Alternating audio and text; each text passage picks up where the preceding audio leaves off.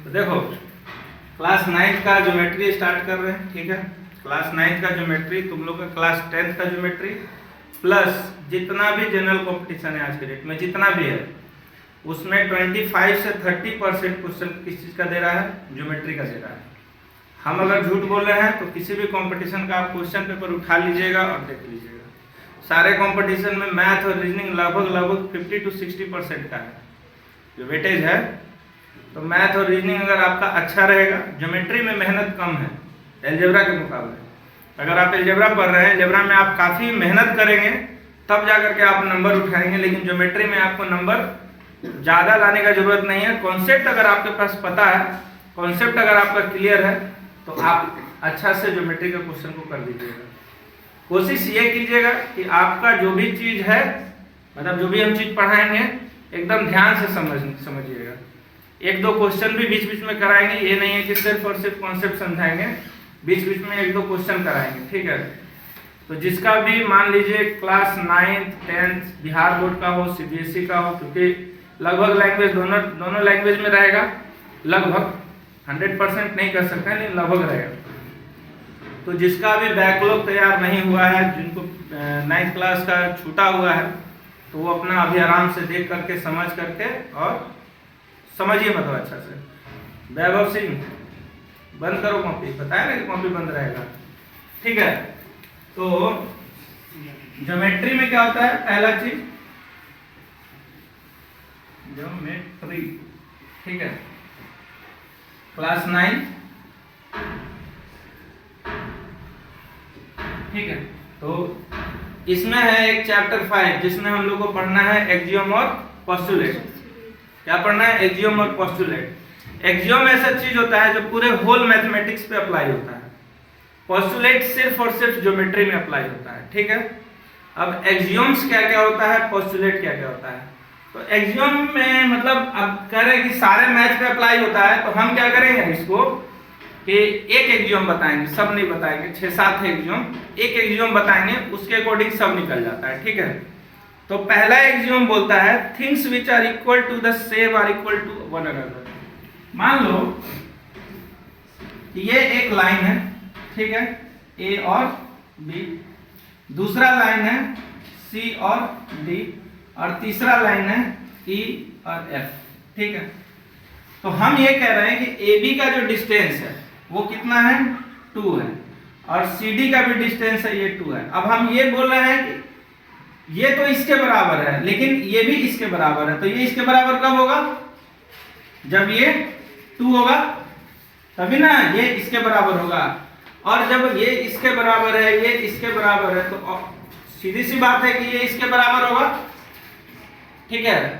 मतलब कि किसी फर्स्ट पर्सन का हाइट 5 फीट है और सेकंड पर्सन को हम ये बोल रहे हैं कि फर्स्ट पर्सन के हाइट के बराबर है, और एक थर्ड पर्सन आया, थर्ड पर्सन के भी बोल रहे हैं कि वो सेकंड वाले के हाइट के बराबर है, तो सीधी सीधी बात है जो फर्स्ट पर्सन होगा वो थर्ड पर्सन के हाइट के बराबर होगा, ठीक है। समझ में आ रहा है। उसी तरह मान लो कि अगर 2 लिखा हुआ है तो 2 कौन से नंबर के इक्वल होगा, वो 2 के ही नंबर के इक्वल होगा। मान लो A के पास 2 रुपया है, B के पास भी 2 रुपया है, और C के पास भी उतना अमाउंट है जो अमाउंट B के पास है, ठीक है। तो इसके पास भी क्या होगा, 2 होगा, तो सीधे सीधी बात है कि ये इसके इक्वल होगा, ठीक है। तो ये आप जब लीनियर इक्वेशन बनाते हैं या बहुत सारा ऐसा क्वेश्चन बनाते हैं उसमें आप इस चीज को नोटिस किए होंगे कि if x plus y is equal to z and p plus q is equal to z, then you can say that x plus y is equal to p plus q। होता है ना कि अगर ये z इसके equal है और ये z इसके इक्वल है, तो ये दोनों आपस में क्या हुए, इक्वल हो गए, ठीक है। तो ये हो गया ज्योमेट्रिकली और ये हो गया आपका अर्थमेटिकली, ठीक है, मतलब पूरे मैथमेटिक्स पे अप्लाई हो रहा है। फिर है इफ इक्वल आर एडेड और सब्ट्रैक्टेड टू इक्वल। दूसरा पोस्टुलेट तो equal are, if equals are added to equal we get equal, ठीक है। मतलब 2 इक्वल चीज है, जैसे मान लो ये है AB, ये है 5, फिर है CD, ये भी है 5, ठीक है, ये दोनों इक्वल है, अब इन दोनों इक्वल में कोई इक्वल अमाउंट हम ऐड करेंगे, दोनों में ऐड करेंगे इक्वल अमाउंट। मान लो कि इसमें हम ऐड कर दिए 3 और ये मान लो f हो गया, और इसमें भी मान लो क्योंकि इक्वल ऐड करना है तो ये 3 है तो ये भी क्या होगा 3 हो जाएगा। तो अब अगर जो रिजल्ट आएगा वो रिजल्ट इक्वल होगा ना। उसी तरह सेम चीज है सब्ट्रैक्ट में, इफ मतलब क्या है, if equal are subtracted from equal we get equal, ठीक है। फिर है if two things coincide on each other. Coincide क्या होता है, एक दूसरे के ऊपर ओवरलैप हो जाना, मतलब आप क्या बोलते हैं उसको, कॉलिजन पढ़िएगा 11th क्लास में, कैरम बोर्ड देखें कैरम बोर्ड।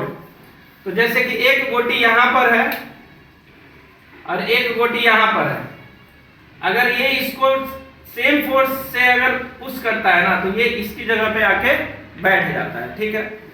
तो इसमें ये कहना है कि अगर कोई चीज कोइंसाइड कर रहा है, मतलब एक दूसरे के ऊपर ओवरलैप कर रहा है, एक दूसरे को रिप्लेस कर रहा है, तो जो रिप्लेस करने वाला है वो भी उस पहले वाले के इक्वल होगा, ठीक है। जैसे मान लो कि ये एक लाइन है ए बी और इसी पर हम दूसरा लाइन खींच दिए सी डी। कह रहे हैं कि ये दोनों एक दूसरे को क्या किया है, कोइंसाइड किया है। तो कोइंसाइड के केस में अब जो इसका लेंथ होगा वो तो डिफरेंट होगा नहीं, इक्वल ही रहेगा। तो बस यही आपका एक्सियोम है। फिर छोटा मोटा एक्सियोम है कि जो पार्ट होता है वो होल के हमेशा छोटा होता है, निश्चित सी बात है। मैं 6 फुट का हूँ, मेरा गर्दन काट के हटा दिया जाए तो जो गर्दन का साइज होगा, जो मुंडी का साइज होगा वो मेरे पूरे हाइट से छोटा होगा, जो मेरा धड़ का साइज होगा वो भी मेरे पूरे हाइट से छोटा होगा, ठीक है। होगा ना, नहीं होगा। मान लो ये लकड़ी है, ये लकड़ी का हाइट मान लो इतना ऊपर तक है, इसमें अगर हम थोड़ा भी टुकड़ा तोड़ दिए, थोड़ा भी तोड़ दिए, तो जो पहले से ये जो होल है तो जो नेक्स्ट बचेगा वो तो छोटा ही रहेगा, जो बाकी जो टुकड़ा है वो भी इससे छोटा रहेगा।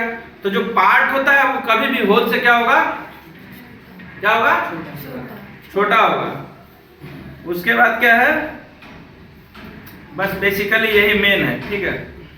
अब चलते हैं पोस्टुलेट।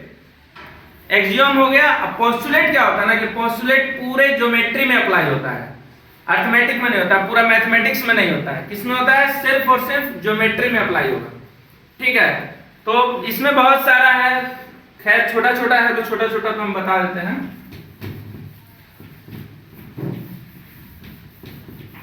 बहुत गरीब आदमी हो गए, देख नहीं रहे हो तुम लोग, दफ्तर भी नहीं है मेरे पास।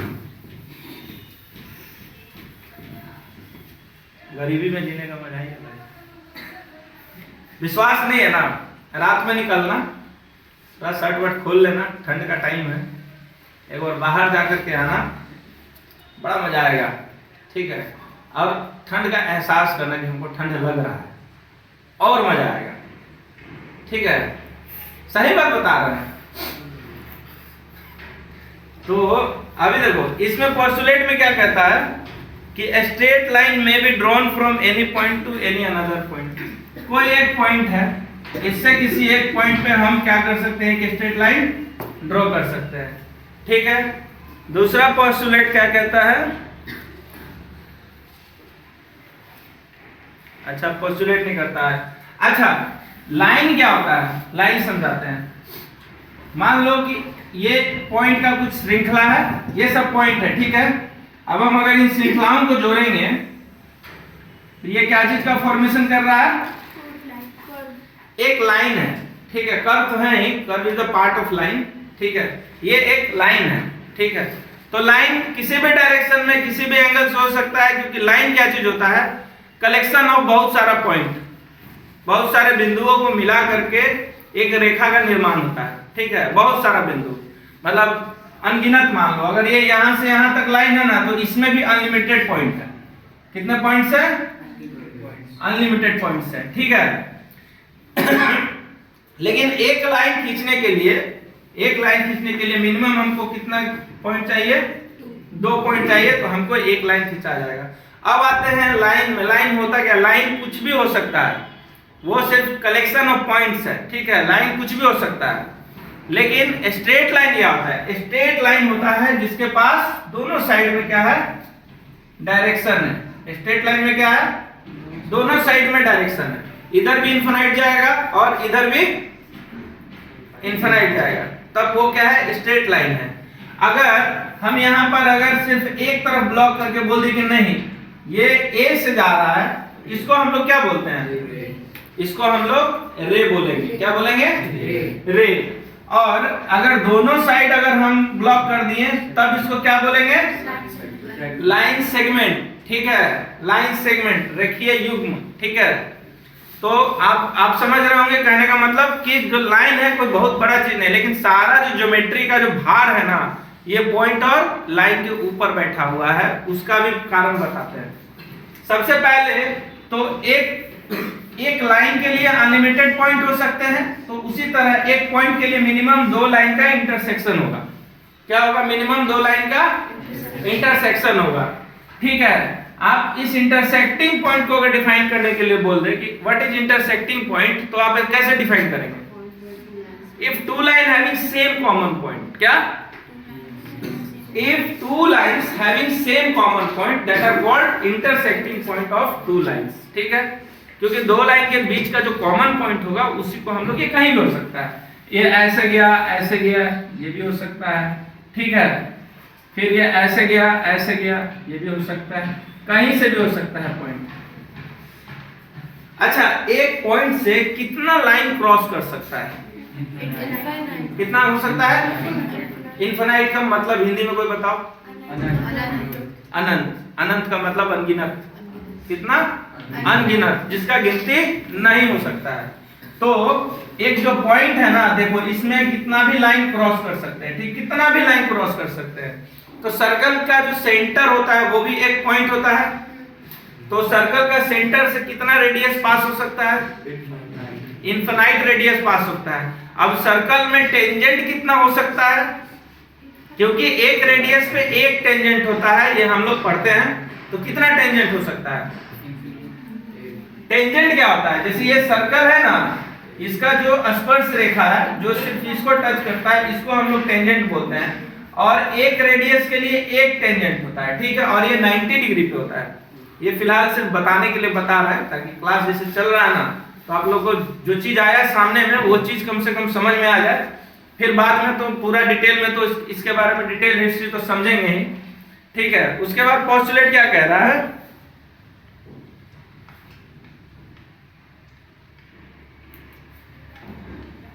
हाँ अच्छा, मान लो कि एक लाइन है, स्ट्रेट लाइन। क्या है, स्ट्रेट लाइन है। स्ट्रेट लाइन का जितना भी पॉइंट होता है सब एक लाइन में ही होगा, जो इसके पास डायरेक्शन होगा। तो जब एक लाइन में कुछ पॉइंट्स होते हैं ना, उनको हम लोग कौन सा पॉइंट्स बोलते हैं, कोलिनियर पॉइंट बोलते हैं। क्या बोलते हैं, कोलिनियर पॉइंट। ठीक है, अब कुछ चीजें हैं वो, क्योंकि बेसिक चीज जो है वो बता दी है, कुछ चीजें हैं वो समझ लो। एक लाइन जो होता है ना, ये कुछ क्लोज फिगर बनाता है, तो इसको हम लोग प्लेन बोलते हैं। क्या बोलते हैं, प्लेन। और अगर यही लाइन, क्या बोलते हैं, प्लेन को ही हम लोग सरफेस एरिया भी बोलते हैं। क्या बोलते हैं प्लेन को, सरफेस एरिया। पॉइंट के पास no size, no shape, no line, no length. Point के पास क्या क्या चीज नहीं होता है, कोई शेप नहीं है, कोई साइज नहीं है, कोई लाइन लेंथ नहीं है, कोई चौड़ाई नहीं है, कोई ऊंचाई नहीं है, कोई लंबाई नहीं है। पॉइंट पॉइंट है। ठीक है, पॉइंट क्या है, पॉइंट है। लेकिन लाइन के पास क्या है, एक लाइन के पास क्या है, लंबाई है। लंबाई का मतलब लेंथ है, चौड़ाई नहीं है। क्या नहीं है, क्यों नहीं है, क्योंकि ये पॉइंट का बना हुआ है। तो पॉइंट के पास तो लंबाई और चौड़ाई दोनों नहीं होता है, लेकिन लाइन के पास तो लंबाई है। लाइन के पास लंबाई है और पॉइंट के पास कुछ नहीं होता है, तो चौड़ाई तो नहीं है ना लाइन के पास। ठीक है, लाइन के पास चौड़ाई नहीं है। उसी तरह मान लो अगर क्या बोलते हैं, कोई एक पॉइंट अगर हम इंटरसेक्ट करवा रहे हैं, यहाँ से मान लो हजारों पॉइंट इंटरसेक्ट हो रहे हैं एक पॉइंट से। कितना पॉइंट इंटरसेक्ट हो रहा है, अनगिनत पॉइंट इंटरसेक्ट हो रहा है। यहाँ पर एक सिंगल लाइन हम डाल दी। क्या डाल दिए, सिंगल लाइन डाल दिए।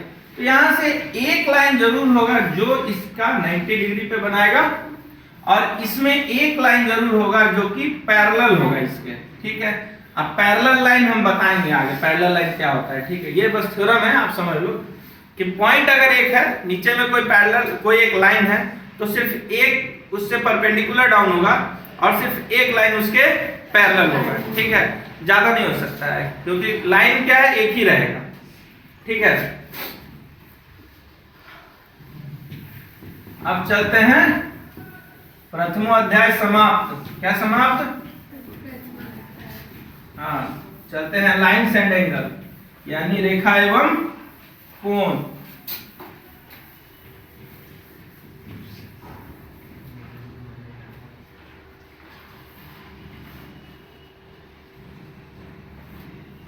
एंगल्स कितने प्रकार के होते हैं?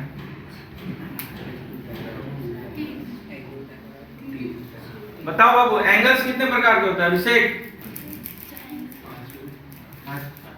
5। तुम बताओ, कोण कितने प्रकार के होते हैं?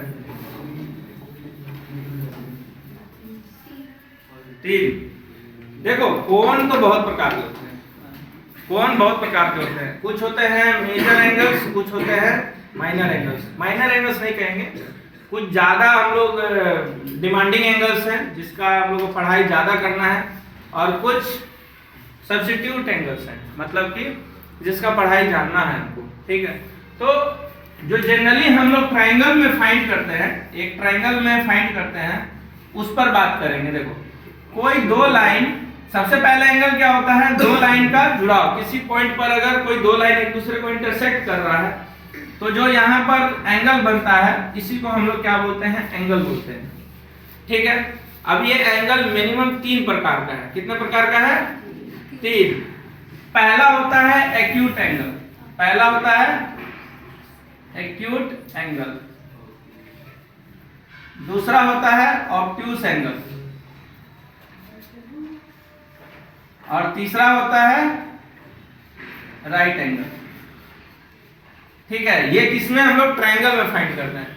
हाँ, तुम बताओ, ऑब्ट्यूस एंगल क्या होता है?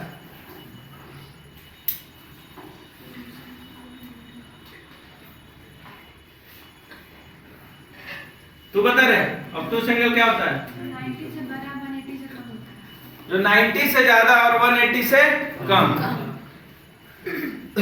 समकोण क्या होता है? समकोण तो बता देगे ना तुम? समकोण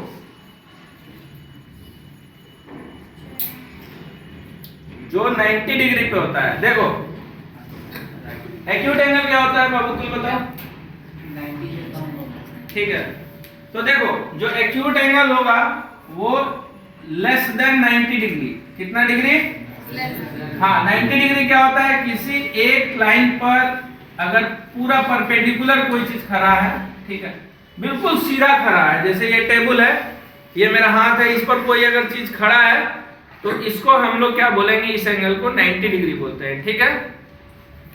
तो जो 90 से कम हो, ये भी हो सकता है, ये भी हो सकता है, ठीक है। इन एंगल्स को हम लोग क्या बोलेंगे? इन एंगल्स को हम लोग एक्यूट एंगल बोलेंगे। और जो 90 से ज्यादा हो, जैसे कि ये है और ये है, 90 डिग्री तो हमारा ये पड़ रहा है, तो जो 90 से ज्यादा हो उसको हम लोग क्या बोलेंगे? क्या बोलेंगे? ऑब्ट्यूस एंगल बोलेंगे, ठीक है।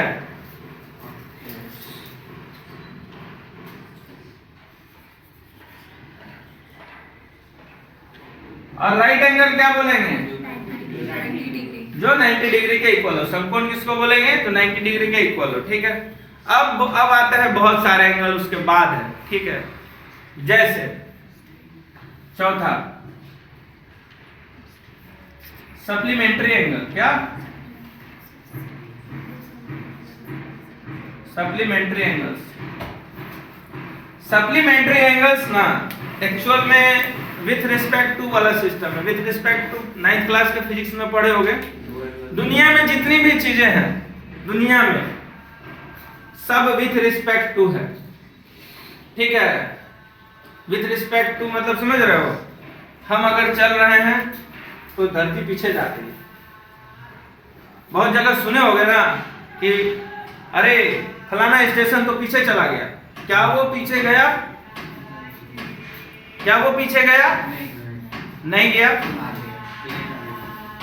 हम आगे गए, लेकिन हमने विथ रिस्पेक्ट टू का यूज किया। पृथ्वी सूर्य के चारों तरफ चक्कर लगाती है, हम देख रहे हैं? नहीं देख रहे हैं, बिकॉज हमारा जो गति है ना उसके अनुसार बहुत स्लो है, उसके अनुसार क्या है, बहुत स्लो है। ठीक है, पृथ्वी खुद का एक्सिस पे भी चक्कर लगाती है। ठीक है, पृथ्वी जो है खुद के एक्सिस पे भी चक्कर लगाती है ऐसे ऐसे। ठीक है, लेकिन जब खुद के चक्कर लगाती है तो पृथ्वी का जो सैटेलाइट है कौन सा, मून भी उसके चक्कर लगाता है ना। तो सब एक दूसरे के हिसाब से ही चक्कर लगा रहे हैं। सिर्फ अकेला का देखा जाए तो कोई कुछ नहीं कर रहा है, खड़ा है। अगर ये ऐसे चल भी रहा है ना तो भी ये खड़ा है। हम खड़े हैं ना, हमको पता चल रहा है कि हम यहाँ पर खड़े हैं कि क्या कर रहे हैं। हम घूम रहे हैं विद समथिंग, सम स्पीड में घूम रहे हैं, लेकिन हम लोग को कोई फर्क पड़ रहा है? नहीं पड़ रहा, क्योंकि हमारा जो विथ रिस्पेक्ट टू सन के साथ है या यूनिवर्स के साथ है काफी स्लो है, तो हम लोग को दिख नहीं रहा। बस में हम लोग जाते हैं, झटका लगता है जिसको हम लोग इनर्शिया बोलते हैं कि भाई किस लिए झटका लगा, तो इनर्शिया के कारण लगा, जो Newton first law of motion भी होता है। ठीक है, उसमें भी हम लोग विथ रिस्पेक्ट टू ही कर रहे हैं। इसके मुकाबले बस में बैठे हैं, झटका लगा तो बस रुकी। क्यों झटका लगा? क्योंकि बस रुकी, लेकिन हम क्या था, विथ रिस्पेक्ट टू, हम मोशन में थे। हम किस चीज में थे? मोशन में थे, तो हम उस चीज को आगे कर दिए। ठीक है, हमारा जो बॉडी है वो आगे हो गया। तो सब चीजें विथ रिस्पेक्ट टू में चलती हैं। ठीक है, तो सप्लीमेंट्री एंगल भी क्या है, विथ रिस्पेक्ट टू में होता है। ठीक है, इतना जो कहानी का जो मेन मूल मकसद है वो है कि विथ रिस्पेक्ट टू में अगर दो एंगल को जोड़ने से 180 डिग्री आ रहा है तो उसको हम उन दोनों को एक दूसरे का सप्लीमेंट्री बोलते हैं। एक दूसरे का क्या बोलते हैं? एक दूसरे का। ठीक है, यानी कि x equal to 180 minus y and y equal to 180 minus x.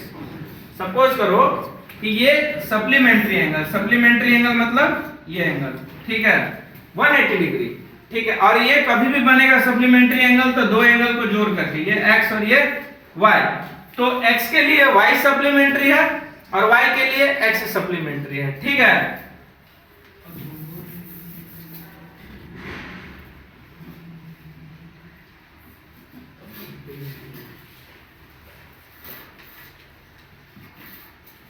ठीक है, sum of two angles is 180 degree. अब लिखेंगे तो ऐसा ही, ठीक है, लेकिन हम बता दिए ताकि क्या है ना कि तुम लोग को कंफ्यूजन ना हो। कॉम्प्लीमेंट्री एंगल क्या होता है? चलो गौरी बताओ। सर 90 डिग्री दोनों को जोड़ के 90 डिग्री। हाँ, sum of two angle is 90 degree. 90 degree. ठीक है,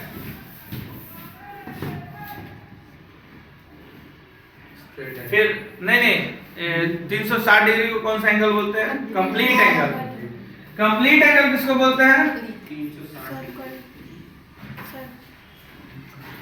कंप्लीट एंगल 360 डिग्री। ठीक है, उसके बाद होता है स्ट्रेट एंगल। क्या होता है? 180 डिग्री। स्ट्रेट एंगल क्या होता है? एक स्ट्रेट लाइन पे जो एंगल बनता है उसको हम लोग स्ट्रेट एंगल बोलते हैं। एक स्ट्रेट लाइन का मतलब ये। अब ये अगर इसके बीच में हम एक सर्कल डाल दिए, एक बीच में सर्कल डाल दिए, तो सर्कल का एंगल कितना होता है पूर्वी? आए 360 की 360। अब उसका आधा क्या होगा? बहुत अच्छा। तो ये 180 और ये 180 कितना हो गया? 360। तो ये जो 180 बना ना, इसी को हम लोग स्ट्रेट एंगल बोलते हैं। इसी में लीनियर पेयर ऑफ एंगल भी बोलेंगे। क्या बोलेंगे? Linear pair of angles.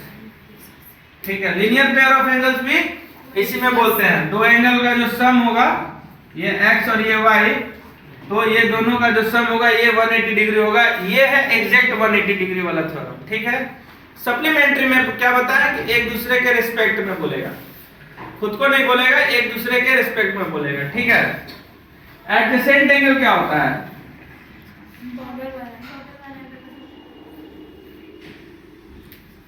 दो एंगल जिसका कॉमन आर्म है। कॉमन आर्म हो। एडजेसेंट मतलब होता क्या है, तुम चुप रहना। हाँ बताओ बालिके, एडजेसेंट मतलब क्या होता है?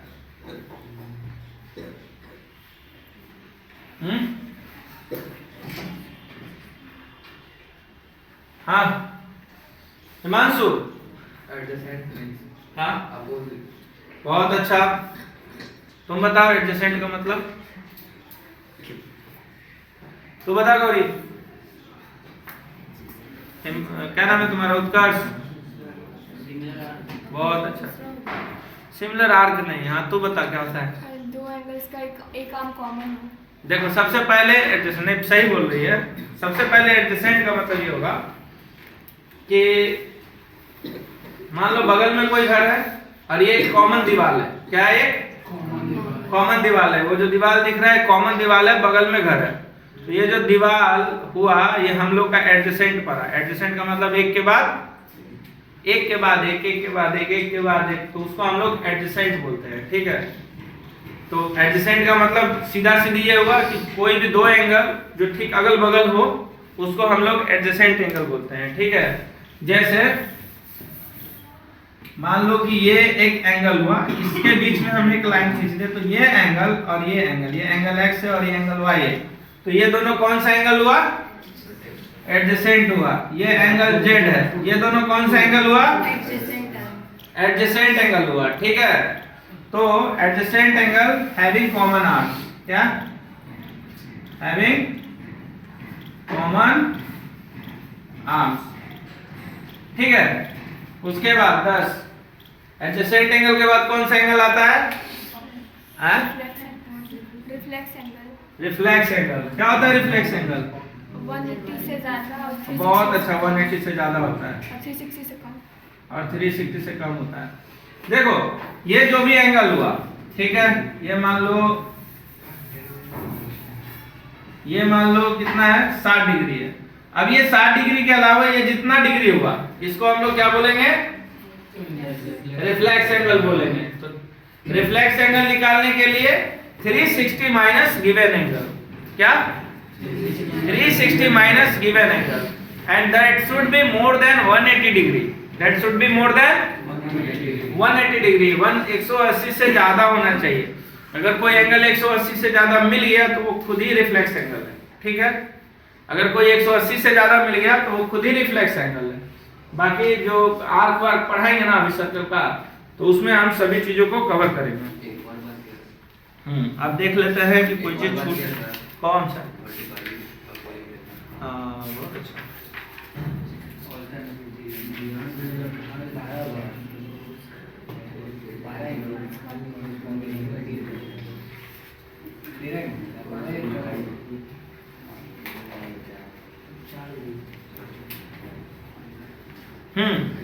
एक और बच गया, reflex angle more than 180 degree.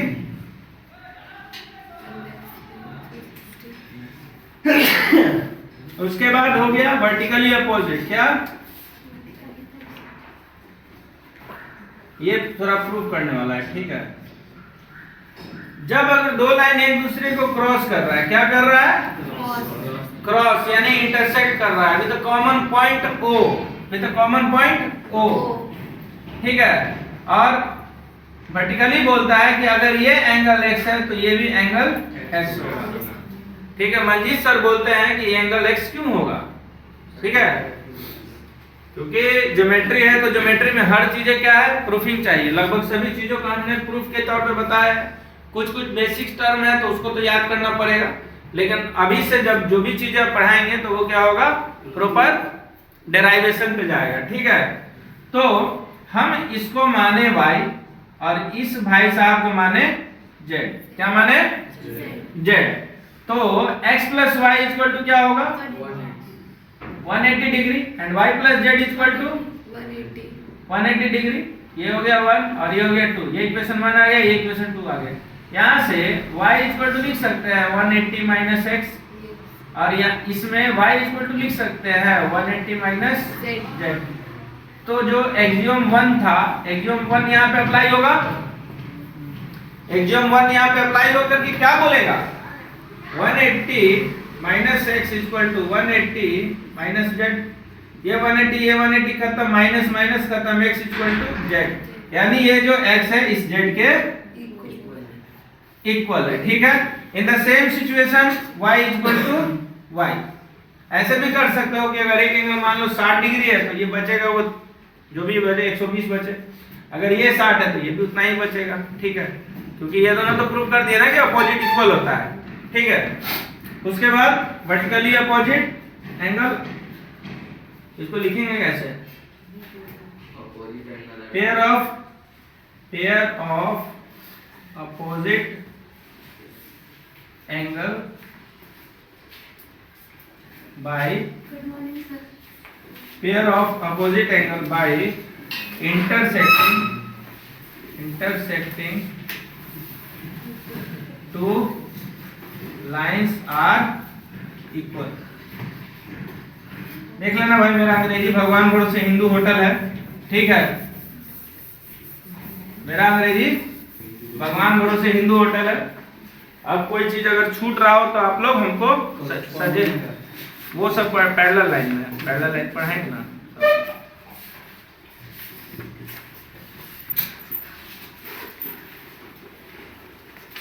चलो वीडियो पॉज करो, प्रथमोध्याय समाप्त। स्क्रीनशॉट जिनको लेना है ले ले।